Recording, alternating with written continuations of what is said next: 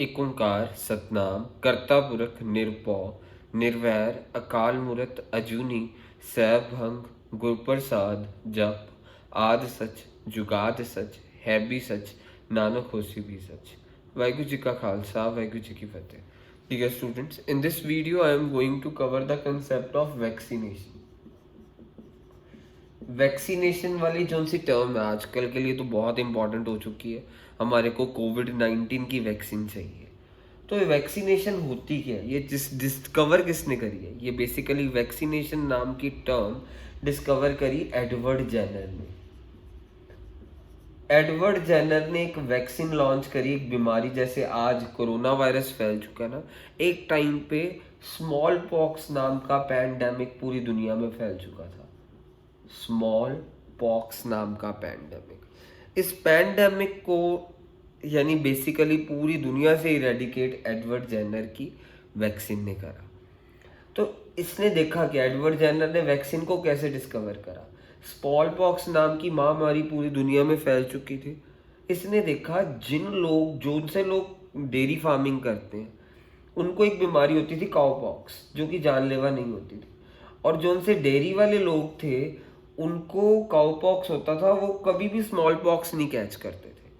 तो Edward Jenner ने ना नोटिस करा कि जिन लोगों को तो काउ पॉक्स हो जाता है अपने टाइम पे, यानी ये वो काउ पॉक्स वो वाली बीमारी थी जो जो डेयरी फार्मर्स होते हैं ना उनको होती थी, जो बेसिकली डेयरी फार्मिंग में डील करते हैं। तो मिल्क मेड्स को काउ पॉक्स नाम की बीमारी होती थी। और इसने एडवर्ड जेनर ने नोटिस करा कि जिसको काउ पॉक्स है उसको स्मॉल पॉक्स तो होता ही नहीं। ये चीज़ नोटिस करने के बाद इसने काउ पॉक्स से ही काउ पॉक्स के यानी हमारा जो सा काउ पॉक्स का हमारा माइक्रो ऑर्गेनिजम्स थे ना, जिसकी वजह से काउ पॉक्स होता था, उसकी हेल्प से इसने स्मॉल पॉक्स की वैक्सीनेशन निकाली। सो जिस माइक्रो ऑर्गेनिज्म की वजह से काउ पॉक्स होता था उसको यूज करते हुए ही एडवर्ड जेनर ने बेसिकली क्या कर दिया, स्मॉल पॉक्स की वैक्सीनेशन निकाल दी। तो अब वैक्सीनेशन की डेफिनेशन आ जाए तो अब वैक्सीन की डेफिनेशन क्या लिखेंगे जरा ध्यान से देखेंगे। सो वैक्सीनेशन नाम की चीज डिस्कवर किसने करी? एडवर्ड जेनर ने। पूरी दुनिया में पैंडेमिक फैल चुका था स्मॉल पॉक्स का। इस बंदे ने स्मॉल पॉक्स को ख़त्म करा कैसे? इसने दिमाग लगाया जिन लोगों को काउ पॉक्स होता है, काउ पॉक्स किनको होता है? जो डेयरी का काम करते हैं डेयरी फार्मिंग में, यानी मिल्क मेड्स को काउ पॉक्स होता था। तो जिनको काउ पॉक्स होता था वो स्मॉल पॉक्स तो उनको होता ही नहीं, पूरी दुनिया में फैले जा रहा है पर उनको नहीं होता। तो इसने देखा कि काउ पॉक्स के साथ कोई लिंक है। इसने क्या करा, जिन माइक्रो ऑर्गेनिजम्स की वजह से काउ पॉक्स होता था उन्हीं को यूज़ करके इसने स्मॉल पॉक्स की वैक्सीन बना दी। तो वैक्सीन की डेफिनेशन क्या होगी जरा ध्यान से देखिएगा। अगर पेपर में वैक्सीन की डेफिनेशन आ गई तो आप ऐसे लिखेंगे, vaccine is an antigen which is injected और स्वेलोड। अब एंटीजन क्या होता है? एंटीजन, अभी एंटीजन का मतलब बताते हैं। एंटीजन वो वाली चीज़ है जो हमारी बॉडी को के वाइट ब्लड सेल्स को कहती है कि एंटीबॉडीज बनाओ, उसे एंटीजन्स कहते हैं। Vaccines are what? They are antigens.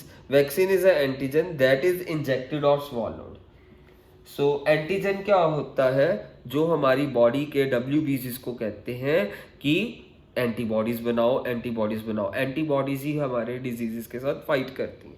So vaccine is an antigen that is injected और swallowed. It causes the development of active immunity in the patient. इसी की वजह से एक्टिव इम्यूनिटी आती है पेशेंट के अंदर। It causes the development of active immunity in the patient. So small quantities of antigens are introduced in person's body that stimulates the production of antibodies as if the body was infected by disease. So मेरी बात ध्यान से सुनना। Antigen वो substance है जो body में अंदर इंजेक्ट करा जाता है टीके के साथ, या इसको स्वेलो करा जाता है। ये क्या करता है? It causes the development of active immunity in the person by enhancing the production, by stimulating the production of antibodies in the body. यानी ये कहती है एक्टिव इम्यूनिटी में क्या होता है, एंटीजन हमारी बॉडी के WBCs को स्टिमुलेट करते हैं कि वो एंटीबॉडीज को रिलीज करें। So vaccine is antigen. Vaccine is an antigen. Antigen वो सब्सटेंस जो क्या करता है, WBC को कहते हैं एंटीबॉडीज रिलीज करो। Vaccine is an antigen that is injected और swallowed। It causes the development of active immunity in the patient. Small quantities of antigens are introduced in the patient body that stimulate the production of antibodies by WBC। इसी की वजह से antibodies release होती हैं और body पूरी तरह से उस डिजीज कॉजिंग माइक्रो ऑर्गेनिज्म से फाइट कर लेती है। तो ये वैक्सीन्स थी। अब हम कुछ वैक्सीन्स करने वाले हैं जो हमारे कुछ डिजीजेस के लिए अवेलेबल होती हैं। जैसे किसी को टेटनस से बचाने के लिए, कहते हैं नहीं टेटनस का टीका लग गया, बेसिकली टेटनस से हमारे को प्रिवेंट करने के लिए कौन सी वैक्सीन दी जाती है, DPT यानी एक वैक्सीन है जो 3 बीमारियों से बचाती है, डिफ्थेरिया, पर्टुसिस, टेटनस। मैं स्पेलिंग लिख रहा हूँ। एक DPT वाली वैक्सीन है जो किन बच्चों को लगती है, 1.5, 2, 2.5 या 3.5 महीने के बच्चों को, यानी 1.5 महीने के बच्चे, 2.5 महीने के जब बच्चा हो जाए या 3.5 महीने का बच्चा हो जाए, इसी टाइम गैप के बीच बीच में लग सकती है। ये जो सी वैक्सीन होती है 3 बीमारियों से फाइट कर लेती है, diphtheria, pertussis, P for pertussis and T for tetanus। Diphtheria, pertussis, tetanus. फिर उसके बाद यानी DPT नाम की वैक्सीन इन 3 बीमारियों से लड़ लेती है और 99% इसका सक्सेस लेवल है इस DPT वैक्सीन का।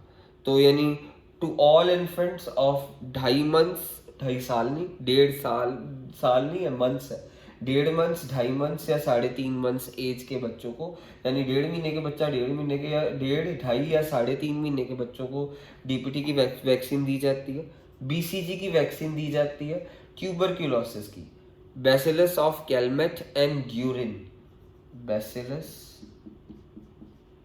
ऑफ कैलमेट एंड ग्यूरिन, ये इसकी फुल फॉर्म है।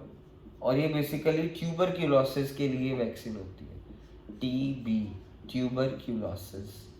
इसकी वैक्सीन होती है, ये ट्यूबरक्यूलोसिस से हमारे को प्रोटेक्ट करने के लिए ये सभी बच्चों को दी जाती है, चिल्ड्रन को, infants, children and even adults को भी दे दी जाती है, BCG के टीके लगा दिए जाते हैं। उसके बाद पोलियो के लिए पोलियो के लिए वो ड्रॉप्स होती हैं, 4 बूंदें जिंदगी की।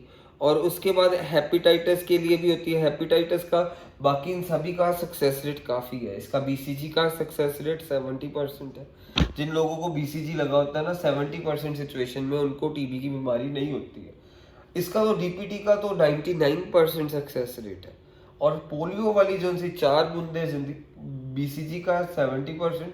पोलियो वाली जो सी है वैक्सीन, पोलियो वैक्सीन जिसको 4 बूंदे जिंदगी की कहते हैं, तो उसकी पोलियो वैक्सीन की गारंटी 100% है। जो पोलियो 4 बूंदे ले लेता है उसको आज तक कभी पोलियो नहीं हुआ। ये 100% इफेक्टिव है पोलियो वैक्सीन।